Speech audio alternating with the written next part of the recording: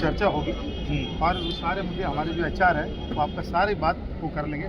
बाकी सबको आप बोलना कि शांति से यहाँ रहे और हमारी गाड़ियों का टाइम हो गया है जाने का, वो जगह तो वो आराम से उनको जाने दो। ठीक है और ये इनको साइड में करो और आपके जो एम्प्लॉइज हैं जिसको भी आप लेना चाहो एम्प्लॉय में से 2 जने को हम ले लेते हैं और लीडरों में से हम 8, 10, 12 जन हो जाएंगे। वो तो चाहिए 10 नहीं ये लीडर है ना। देखो लीडर कौन सूरत से भी आए यूनियन वाले। नहीं हमने जो सेट किया है ना वो खड़े रहेंगे 10 ही जने की बात है। आपके एडमिन और पर्सनल मैनेजमेंट की मीटिंग के लिए जो एम्प्लॉय तो होगा ना। मेरी बात सुनो। 2 एम्प्लॉय आएंगे। देखो मेरी बात सुनो, लीडर 8 आएंगे। मेरी बात सुनो, अभी हमारे पास यहाँ पे कॉन्फ्रेंस में आपको बता देंगे, अभी बन रहा है, पर हमने जो डिसाइड किया है 10-12 लोगों के बैठने का किया है एक जगह यहाँ पे। अपने एम्प्लॉय से पूछो, हमारे पास 10 आएंगे ना, ऐसा रहेगा तो 5 बड़ी कंपनी है जितना लेकिन क्या है दूर से ये जैसे सूरत से एक लीडर आए, अंकलेश्वर से भी आए, भरूच से भी आए, तो उनको दिक्कत बुरा लगता है कि भाई इतने दूर से हम उनके न्याय के लिए आए। अंदर तो हम बोल रहे हैं कि लीडर हम 8 जने आएंगे, 2 एम्प्लॉय रहेंगे। 10 की ही बात है। 10 जन तो आपको एडजस्ट करना पड़ेगा ना। 10 हम नहीं हो पाएगा। अरे भाई किसे क्या बात कर आप? सुनो, आप चलना मेरे साथ, आप खुद बोलना अगर आपको उचित नहीं ऐसी नहीं है। चलो, हो जाएगा भाई, इतना बड़ा कंपनी है, इतना नहीं हो जाएगा। तो कोई बात नहीं, अगर उनके भी सम्मान की बात है। सुनो, उनको अगर कुछ नहीं मिल पाया तो बुरा नहीं नहीं, मानना।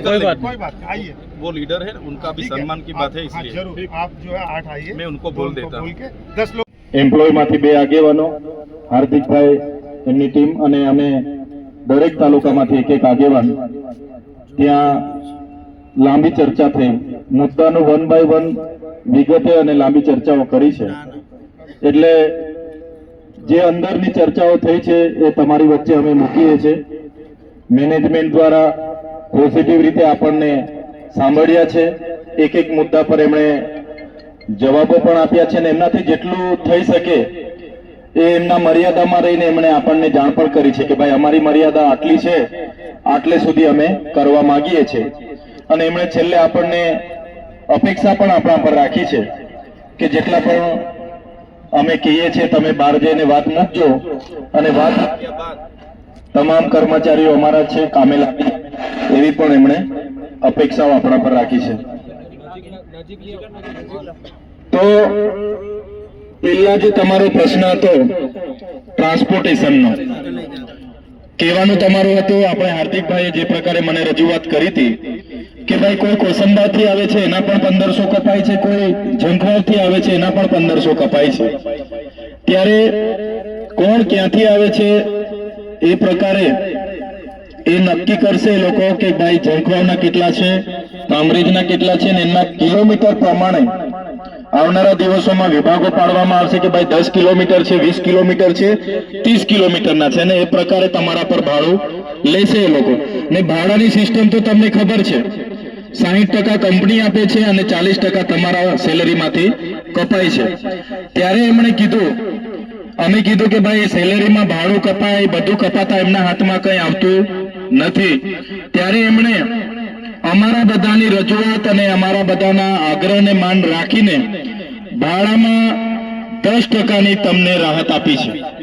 માનો કે કોઈનો 1000 રૂપિયા ભાડું કપાતું હશે તો એમાં 900 જ રૂપિયા 10% રાહત એટલે કે વાર્ષિક 900 જ રૂપિયા ભાડું કપાય એવી એમને એક રાહત આપી છે।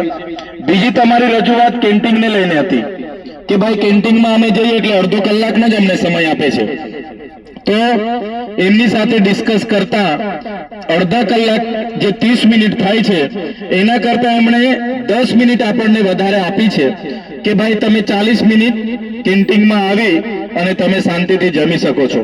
એમાં જ કેન્ટીનની તમારી બીજી રજૂઆત હતી કે ભાઈ પામ ભાજી છે, આ છે, તે છે, ચીલા ચાલુ વસ્તુ અમને પીરસવામાં આવે છે, મેનુ પ્રમાણે અમને મળતું નથી। ત્યારે એમને અમે સ્પષ્ટ કહી દીધું છે અને એમના કોન્ટ્રાક્ટરને પણ એ લોકો કહી દેશે કે તમને દાળ ભાત શાક રોટલી અને પાપડ કચુંબર મળે એની માટે પણ અમે રજૂઆત કરી છે અને એ લોકોએ માન્ય રાખી છે કે જે હમણાં નવી કેન્ટીન ચાલુ થવાની છે તેમાં તમને એક ટાઈમ દાળ ભાત શાક રોટલી પાપડ અને કચુંબર મળશે અને એમાં પણ આપણે કીધું કે ભાઈ થોડું મોંઘું પડે છે, થોડું રાહત કરો તમે। એમને કેન્ટીનના પૈસા કપાવવાથી બીજું કંઈ વધતું નથી, તો કેન્ટીનના પૈસામાં પણ તમને 10% રાહત આપવાની એમણે કીધી છે। માનો કે તમને મંથલી તમારા કેન્ટીનના પૈસા થાય છે 1000 રૂપિયા, તો એમાં પણ 10% રાહત એટલે કે 900 જ રૂપિયા. તો એક દાખલો આપું છું, કદાચ તમારા 600 કપાતા 700, મને કોઈ આઈડિયા નથી, પણ એમાં 10%ની કંપનીએ રાહત આપવાની વાત કરી છે. એમાં પણ કંપનીએ કીધું કે અમે 60-40 રેશિયા પ્રમાણે 60% કંપની ચૂકવશે અને 40% લેબર ચૂકવશે. એટલે ટ્રાન્સપોર્ટેશનમાં 10% અને કેન્ટીનમાં 10%, એટલે 20% આપણને બંને જગ્યાએ 10-10%ની રાહત એમણે આપી છે. બીજી તમારી પગારની બાબતો હતી, તો પગારની બાબતોમાં ઝીણી બહુ જ લાંબી અમે ચર્ચા કરી છે. જે મહત્વની બાબતો છે એની જ વાત હું તમને કરું છું, બીજી વાતો તમારા માણસ કરશે. તો પગારની બાબતોમાં અમે ઝીણી બધી જ ચર્ચાઓ કરી. તો એમાં જે વિભાગો છે કે ભાઈ કુશળ શ્રમિક, અર્ધ કુશળ શ્રમિક અને બિન કુશળ શ્રમિક અને ગવર્મેન્ટના જે પણ ધારાધોરણો બધું છે, ઇન્ક્રીમેન્ટ છે, બધી જ બાબતો અમે ચર્ચા કરી. તો એમણે અમને સ્પષ્ટ કીધું છે કે હમણાં જે પણ લોકો મહિનાના 26 દિવસ ભરશે એ લોકોને અમે હાલમાં 17,500 હાલમાં મળશે અને 1100 રૂપિયા ઇન્ક્રીમેન્ટ મળશે. પગાર વધારાની બાબતો હતી ને, ઘણા લોકોની રજૂઆત હતી કે ભાઈ અમને આજે પણ 13,500 મળે છે, 15,500 મળે છે કે 15,208 રૂપિયા મળે છે, એ બધી રજૂઆતો હતી. તો એ બાબતે આપણને જે અંદર ચર્ચા કરી એમણે આપણને એવું કીધું, 26 દિવસ જો આપણા એમ્પ્લોય ભરે છે તો એમનો પગાર સ્લીપ એમની 17,500 ની બનશે અને 1100 રૂપિયા એમને દર મહિનાનું ઇન્ક્રીમેન્ટ મળશે. બીજું એમણે કીધું કે મહિનામાં 1.5 દિવસ CL મળશે, 1.5 દિવસ. 20 દિવસમાં 1 દિવસની એમાં કોઈ પગાર કપાય ના. 20 દિવસમાં તમે 1 દિવસની રજા મૂકી શકો છો અને 26 દિવસમાં 1.5 દિવસ તમે રજા મૂકશો તો પણ તમને એનો પગાર મળીને તમારું થઈ જશે. બીજું એમણે કીધું કે જે ઓવરટાઈમ તમે કરો છો, કેટલાકને રવિવારે આવો છો અને ઓવરટાઈમ તમારો જે થાય છે, વધારાની ઓટી થાય છે, તો એ ઓટીના ડબલ ગણીને એમને તમને ચૂકવણા થશે. પણ એ ઓટી કરો એટલે તમારે ચાલુ દિવસે રજા પાડવાની થતી નથી. જો તમે ચાલુ દિવસે પછી રજા પાડશો તો ઓટી તમારા 26 દિવસના સિલેબસમાં ગણાઈ જશે. એવું એમણે આપણને જાણ હમણાં કરી છે.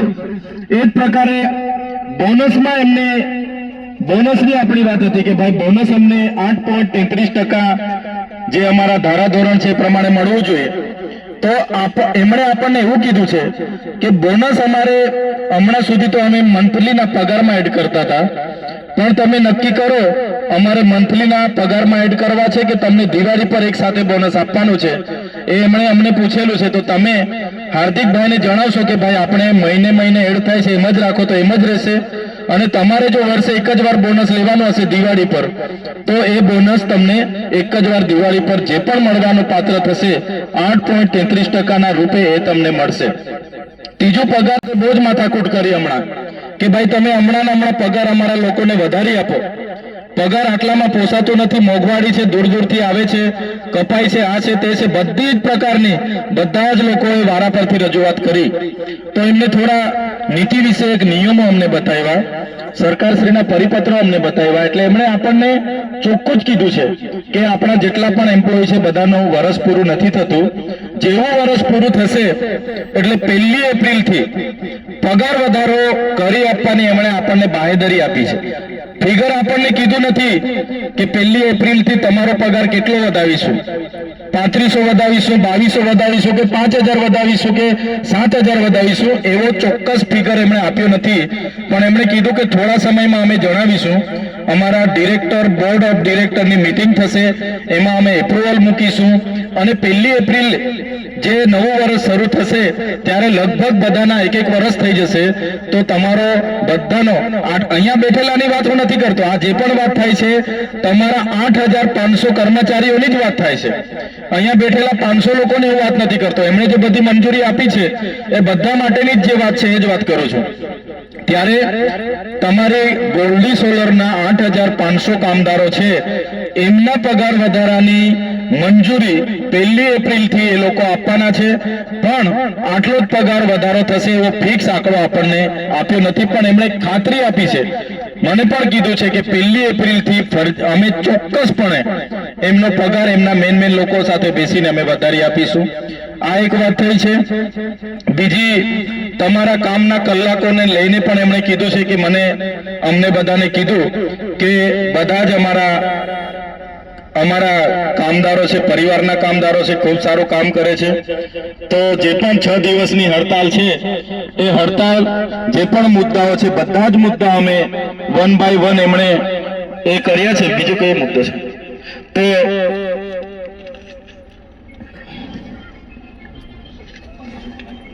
પ્રોવિઝન રેગ્યુલર તમારા એકાઉન્ટમાં જમા થઈ ગયેલું છે. હમણાં એમણે અમને સ્લીપો સાથે બતાવ્યું છે.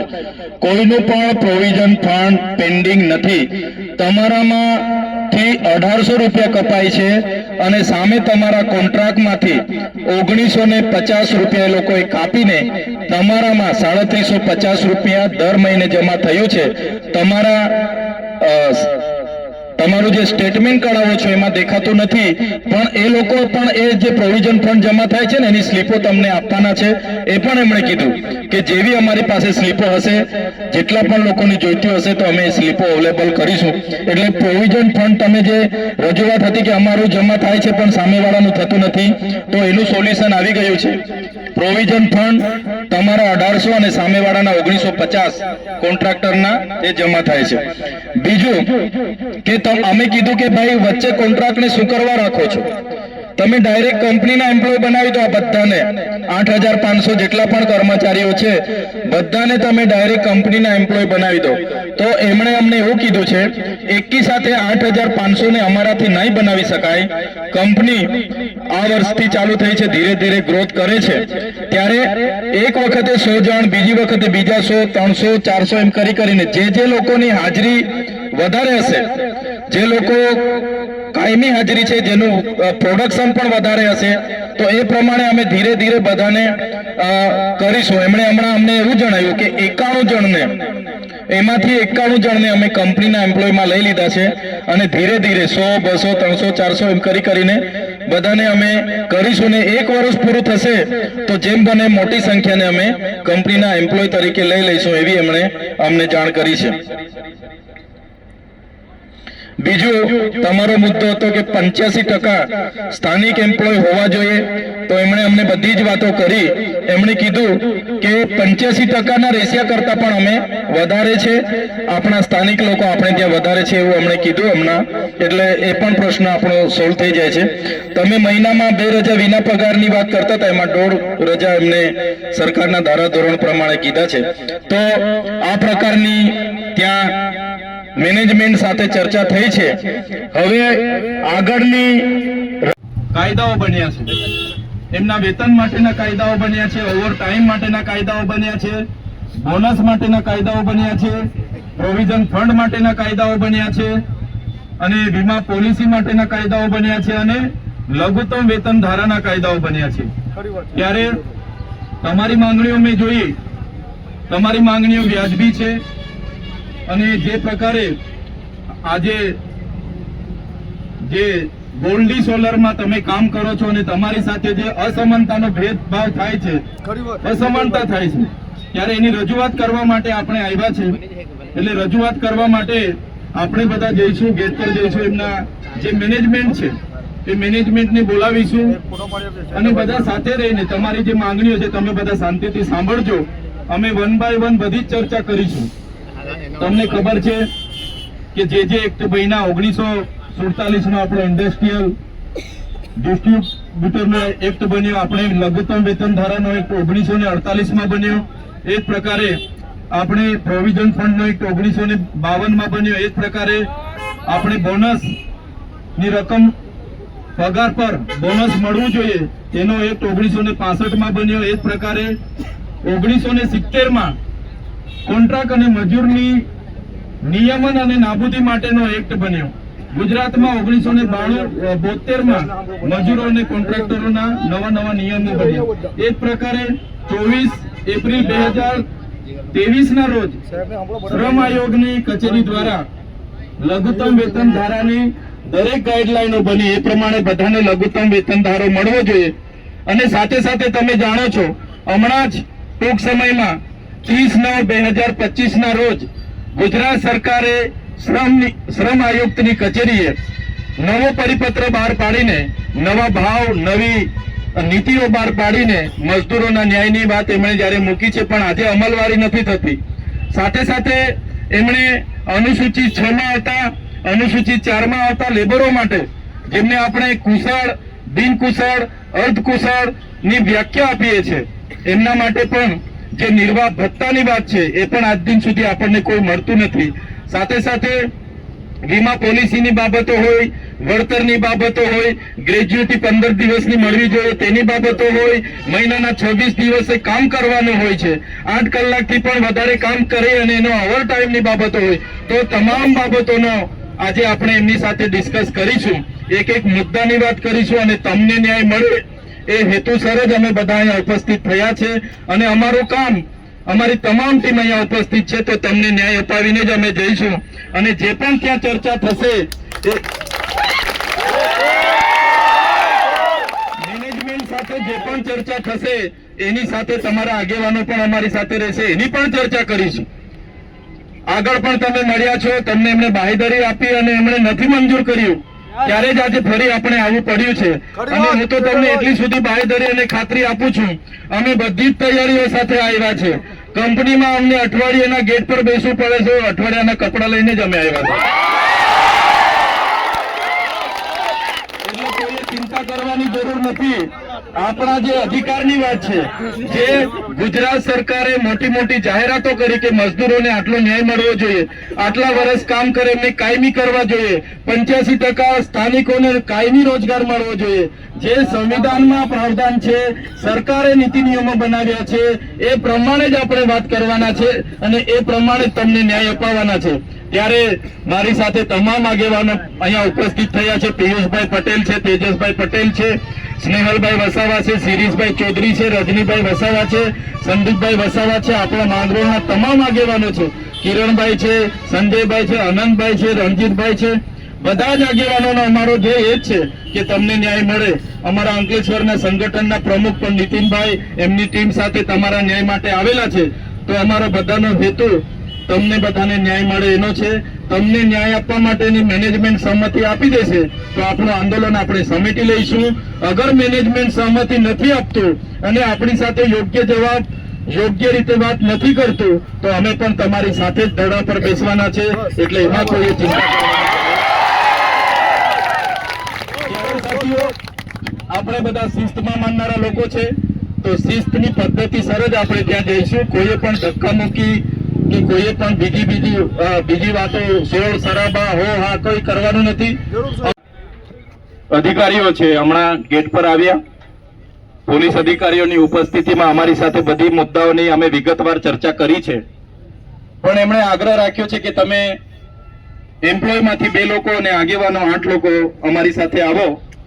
આપણે નીતિ વિષયક બાબતો છે, ટેકનિકલ બાબતો છે, એટલે થોડું બેસીને વ્યવસ્થિત ચર્ચા કરીએ. અમે બધી જ વાતો કરી છે એમણે, અને એ લોકો સકારાત્મક રીતે પોઝિટિવ રીતે એમણે લીધું છે અને સહકાર આપવાની એમણે આપણને કીધું છે કે અમારા તરફથી તમને સહકાર છે. ને અમને અંદર બોલાવે છે તો ડેડિયાપાડાથી એક આગેવાન તરીકે હું જામ છું, નેત્રંગના એક આગેવાન છે, વાલિયાના એક આગેવાન છે, માંડવીના એક આગેવાન છે, ઝઘડિયાના એક આગેવાન છે, અંકલેશ્વરના એક આગેવાન, ભરૂચના એક આગેવાન અને કોસંબાના 2 અને માંગરોળના એક આગેવાન, એમ કરીને અમે 10 લોકો અંદર જઈએ છીએ તમારા વતી. તમારા 2 એમ્પ્લોય પણ અમારી સાથે છે. તો 1 બાય 1 અમે ત્યાં ચર્ચા કરીશું અને તંદુરસ્ત ચર્ચા કરીશું. જે પણ ચર્ચા થશે એ મેનેજમેન્ટ, પોલીસ અધિકારીઓ અને અમારી બધાની ઉપસ્થિતિમાં થશે. એટલે તમારે કોઈ ચિંતા કરવાની જરૂર નથી. તમે અમારા પર વિશ્વાસ મૂક્યો છે, અમને આગેવાન તરીકે બોલાવ્યા છે, એટલે તમારે પણ સહકાર આપવો પડશે. એ લોકોએ આપણને સહકાર આપવાની વાત કરી છે, આપણે પણ એમને સહકાર આપવો પડશે. એટલે મેં વધારે વિનંતી નથી કરતો, પણ અહીંયા આપણે એક રસ્તો ખુલ્લો રાખીશું. જે પણ હમણાં રજા થશે, છુટ્ટી થશે અને જે લોકો ઘરે જવા માટે નીકળશે એમને કોઈ પણ જાતની પરેશાની ના થાય, કોઈ પણ જાતનું ડિસ્ટર્બન્સ ના થાય, એની તકેદારી તમારે બધાએ લેવી પડશે. ને બીજું, અહીંયા જેટલા પણ આગેવાનો ઉપસ્થિત છે એમને મારી વિનંતી છે કે આગેવાન તરીકે બધી શાંતિ જળવાય, કોઈ શરાબો ના થાય, હોહા ના થાય અને ખોટી ટીકા ટિપ્પણીઓ ના થાય અને વ્યવસ્થા જળવાય એ માટે આગેવાનો પણ ધ્યાન રાખજો. અને કોઈ પણ વ્યક્તિએ કોઈ પણ લોકવાયકામાં કે બીજાની વાતમાં આવીને ઉશ્કેરાઈને કોઈ અવ્યવસ્થા ન સર્જાય એવું કોઈ પણ પગલું નથી ભરવાનું. કોઈ અવ્યવસ્થા સર્જાય એવું આપણે પગલું નથી ભરવાનું.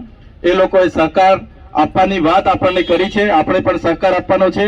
તો અહીંથી આપણે જેટલા પણ યુવાનો આગેવાનો બેઠા છે, આ ગાડીઓ નીકળશે માટે બહુ જ માથાકૂટ કરી હમણાં કે ભાઈ તમે હમણાં પગાર અમારા લોકોને વધારી આપો.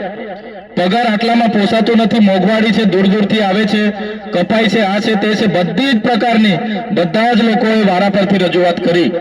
તો એમને થોડા નીતિ વિશે એક નિયમો અમને બતાવ્યા, સરકારશ્રીના પરિપત્રો અમને બતાવ્યા. એટલે એમણે આપણને ચોખ્ખું જ કીધું છે કે આપણા જેટલા પણ એમ્પ્લોય છે બધાનું વર્ષ પૂરું નથી થતું. જેવું વર્ષ પૂરું થશે એટલે 1 એપ્રિલથી પગાર વધારો કરી આપવાની એમણે આપણને બાહેધરી આપી છે. ફિગર આપણને કીધું નથી કે 1 એપ્રિલથી તમારો પગાર કેટલો વધાવીશું, 3500 વધાવીશું, 2200 વધાવીશું કે 5000 વધાવીશું કે 7000 વધાવીશું, એવો ચોક્કસ ફિગર એમણે આપ્યો નથી. પણ એમણે કીધું કે થોડા સમયમાં અમે જણાવીશું. અમારા ડિરેક્ટર, બોર્ડ ઓફ ડિરેક્ટરની મીટિંગ થશે, એમાં અમે એપ્રુવલ મૂકીશું અને 1 એપ્રિલ જે નવું વર્ષ શરૂ થશે ત્યારે લગભગ બધાના 1 વર્ષ થઈ જશે. તો તમારો બધાનો અહીંયા બેઠેલાની વાત હું નથી કરતો, આ જે પણ વાત થાય છે તમારા 8500 કર્મચારીઓની જ વાત થાય છે. અહીંયા બેઠેલા 500 લોકોની હું વાત નથી કરતો. એમણે જે બધી મંજૂરી આપી છે એ બધા માટેની જ જે વાત છે એ જ વાત કરું છું. ત્યારે તમારી ગોલ્ડી સોલરના 8500 કામદારો છે, એમના પગાર વધારાની મંજૂરી 1 એપ્રિલથી એ લોકો આપવાના છે. પણ આટલો જ પગાર વધારો થશે એવો ફિક્સ આંકડો આપણને આપ્યો નથી. પણ એમણે ખાતરી આપી છે, મને પણ કીધું છે કે 1 એપ્રિલથી અમે ચોક્કસપણે એમનો પગાર એમના મેન લોકો સાથે બેસીને અમે વધારી આપીશું. આ એક વાત થઈ છે. બીજી, તમારા કામના કલાકોને લઈને પણ એમણે કીધું છે કે અમને બધાને કીધું કે બધા જ અમારા કામદારો છે, પરિવારના કામદારો છે, ખૂબ સારું કામ કરે છે.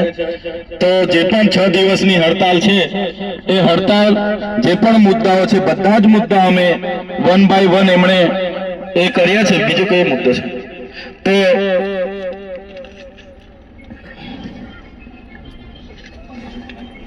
પ્રોવિઝન રેગ્યુલર તમારા એકાઉન્ટમાં જમા થઈ ગયેલું છે. હમણાં એમણે અમને સ્લીપો સાથે બતાવ્યું છે. કોઈનું પણ પ્રોવિઝન ફંડ પેન્ડિંગ નથી. તમારામાંથી 1800 રૂપિયા કપાય છે અને સામે તમારા કોન્ટ્રાક્ટમાંથી 1950 રૂપિયા એ લોકોએ કાપીને તમારામાં 3750 રૂપિયા દર મહિને જમા થયું છે. તમારું જે સ્ટેટમેન્ટ કઢાવો છો એમાં દેખાતું નથી, પણ એ લોકો પણ એ જે પ્રોવિઝન ફંડ જમા થાય છે ને એની સ્લીપો તમને આપવાના છે. એ પણ એમણે કીધું કે જેવી અમારી પાસે સ્લીપો હશે, જેટલા પણ લોકોની જોઈતી હશે તો અમે એ સ્લીપો અવેલેબલ કરીશું. એટલે પ્રોવિઝન ફંડ તમે જે રજૂઆત હતી કે અમારું જમા થાય છે પણ સામેવાળાનું થતું નથી, તો એનું સોલ્યુશન આવી ગયું છે.